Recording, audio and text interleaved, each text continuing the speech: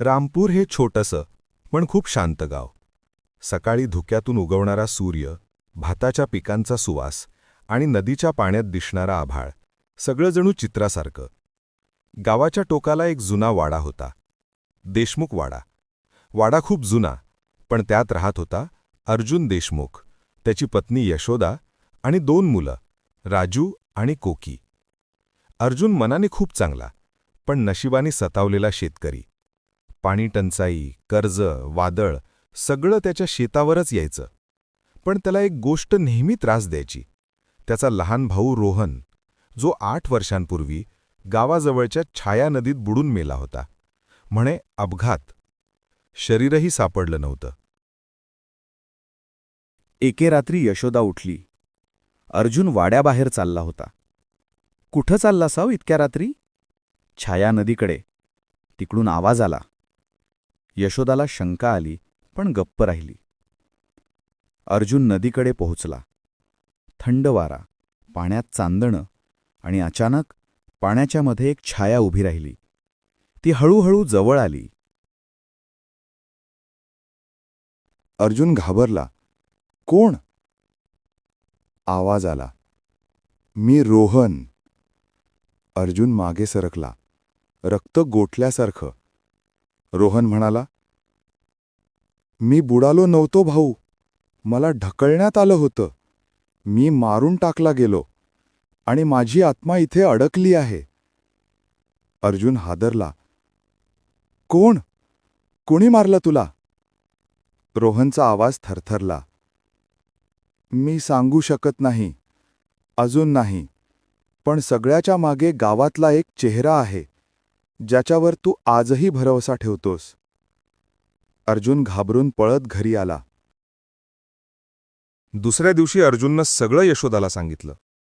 ती म्हणाली, म्हणजे रोहन अजून न्याय शोधतो आहे. ते मुखियाकडे गेले. मुखिया शांतपणे म्हणाला, 8 वर्षांपूर्वीच्या त्या अपघाताबद्दल मला नेहमीच शंका होती.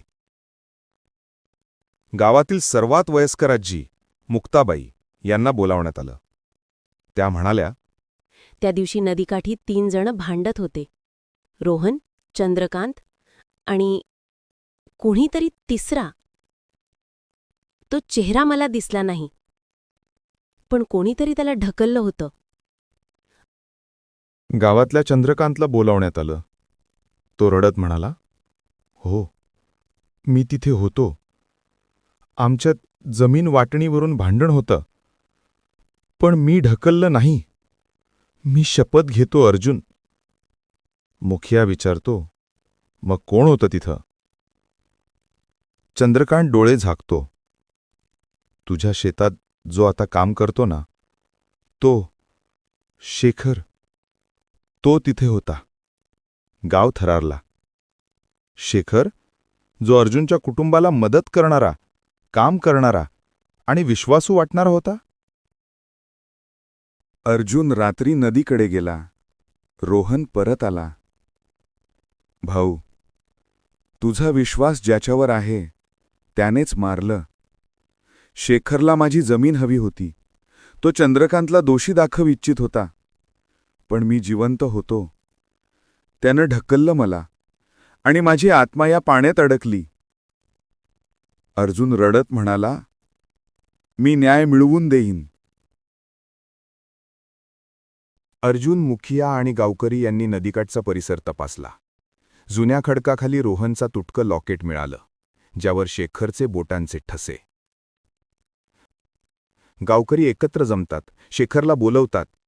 शेखर येतो, रागाने ओरडतो, हो, मी मारलं त्याला, कारण मी गरीब होतो, जमीन हवी होती आणि रोहनच्या कष्टाने मला जळत होतं, म्हणून त्याला ढकललं. पण त्याची आत्मा माझा पाठलाग करत राहिली. आता माझा अंतच मला मोकळं करेल. गावकरी शेखरला पकडतात. शेखरला शिक्षा द्यायचं ठरतं, पण अर्जुन म्हणतो, हो, शेखरला शिक्षा मिळायला हवी, पण माझा भाऊ बदला नाही मागत. तो फक्त शांती मागतो. शेखरला पोलिसांकडे द्या, पण त्याचा परिवार रस्त्यावर पडू देऊ नका. त्यांची काळजी गाव घेईल. हीच खरी माणुसकी. त्या रात्री अर्जुन नदीकाठा उभा राहिला.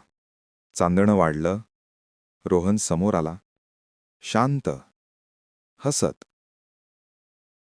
भाऊ, आता मी मुक्त आहे. तू न्याय दिलास, पण त्यापेक्षा मोठं तू क्षमा दिलीस. अशीच मोठी माणसं जगाला उजळवतात. अर्जुन डोळ्यात पाणी आणून म्हणतो, तू नसशील, पण मी तुला रोज जगात ठेवीन, माझ्या कृतात. रोहन हळूहळू पाण्यात विरून गेला. जणू तो कधी अस्तित्वातच नव्हता. शेखर तुरुंगात बदलला, माणूस झाला. त्याच्या कुटुंबाला गावाने आधार दिला. आता नदीचा शाप संपला होता. नदीचं नावही बदललं. गाव पुन्हा जिवंत झालं. सत्य कितीही काळ दडपलं तरी ते एक दिवस प्रकाशात येतच.